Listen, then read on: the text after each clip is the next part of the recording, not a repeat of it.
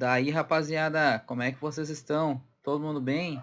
Pessoal, devido a alguns comentários aí que foram feitos no YouTube, eu resolvi fazer este vídeo aí para tentar auxiliar ao máximo vocês aí de como escolher uma fonte boa, tá? Uma fonte boa, no caso, para mineração e que de fato vai ser boa também para fontes gamers, né? Para quem quer jogar o seu jogo lá, o seu CS, o seu COD Warzone, né? Falando em CS, gostaram da intro? Pessoal, então vamos lá. Eu deixei separado aqui uma lista, né, de alguns parâmetros que geralmente eu tento cumprir quando eu vou comprar uma fonte, tá? Então a primeira coisa que eu tento cumprir é escolher uma marca boa, tá? Então o que eu posso falar para vocês? As fontes da EVGA e da Corsair são excepcionais.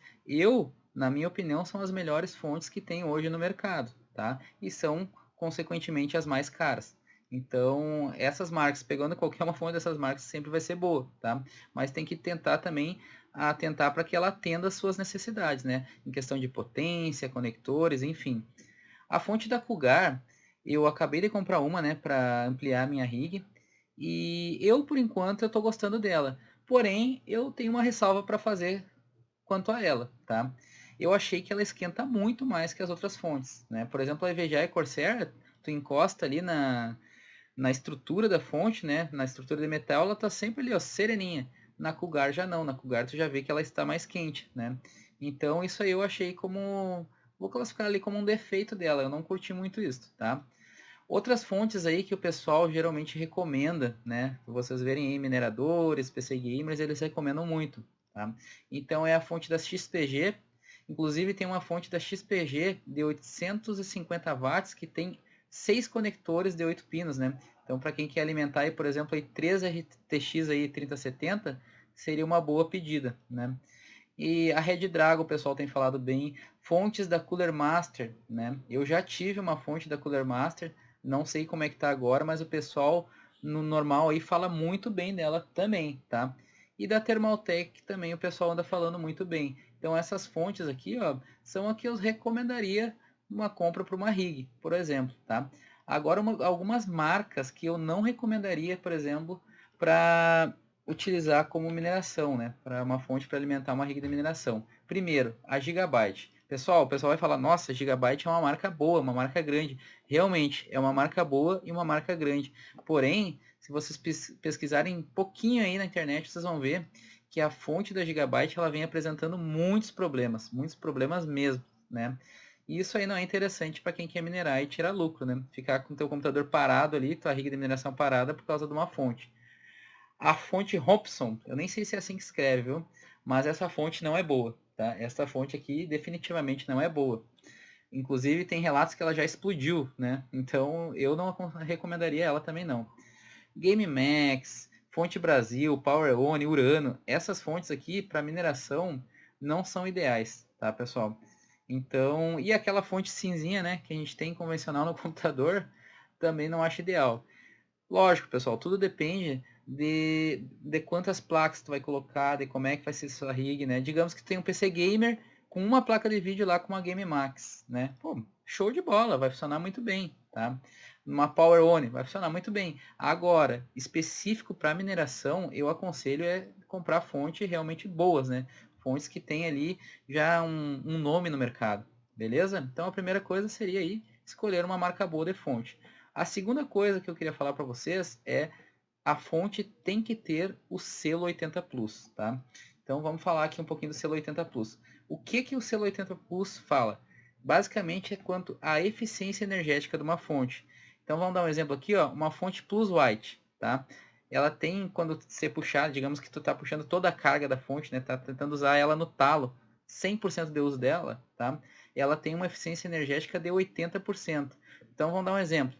Uma fonte Plus White de 1000 watts. É só um exemplo, viu, pessoal? 80%, 800 watts, ela vai garantir com eficiência. Aquele restante dos 20 já não. Por quê? Porque esse 20 watts vai ser perdido em forma de calor, vai ser perdido aí para estar estabilizando a energia que vem da rede, né? Enfim, diversos fatores aí fazem com que esse 20% aí seja perdido, tá? Uma fonte que o pessoal compra muito é a Plus Gold. A Plus Gold ela tem uma eficiência energética muito boa, de 87%.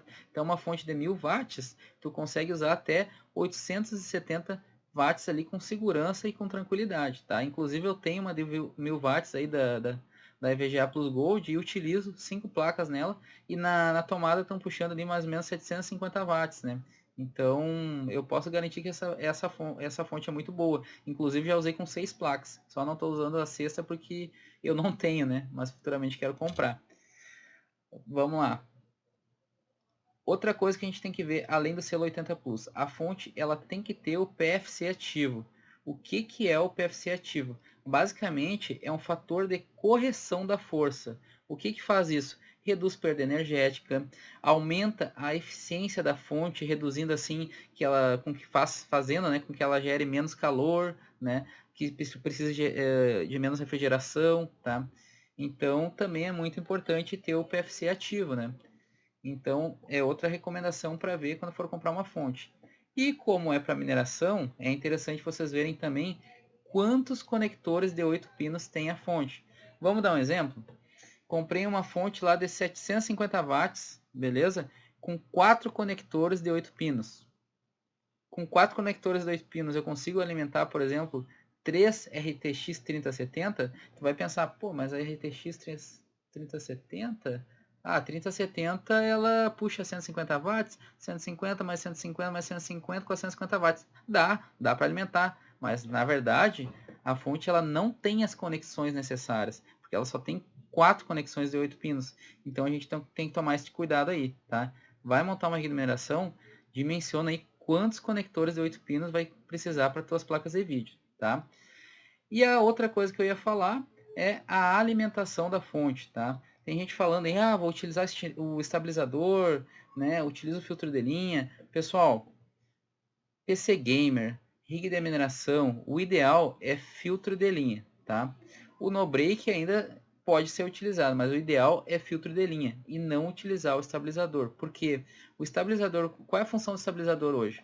A função do estabilizador, basicamente, ele está corrigindo a tensão da rede, né? Então, quando ela aumenta, ele faz a correção, diminui. Quando ele baixa muito, né? Ou seja, essas oscilações que acontecem aí na rede elétrica, o estabilizador ele está ali para fazer o quê? Para estar tentando corrigir. Porém, o tempo-resposta do estabilizador ele é muito baixo e ele vai ficar corrigindo toda hora, porque a nossa rede elétrica no Brasil, infelizmente, é muito ruim. Tá? Então, ele vai estar toda hora corrigindo, e isso pode fazer com que o seu computador acabe desligando, né? Só que ele desligando não de uma forma comum, desligando de uma forma no talo, no tranco. E acontecendo isso pode queimar a tua fonte, o teu hardware, né? E não é o que a gente quer. Agora, se tu tiver, por exemplo, um filtro de linha, o filtro de linha é diferente. O filtro de linha, ele não faz essa estabilização, tá? Da energia que vem da rede. Porém, ele tem um fusível ali de segurança. Deixa eu ver se eu tenho uma imagem do filtro de linha aqui. Vamos pegar um filtro de linha. É barato, tá?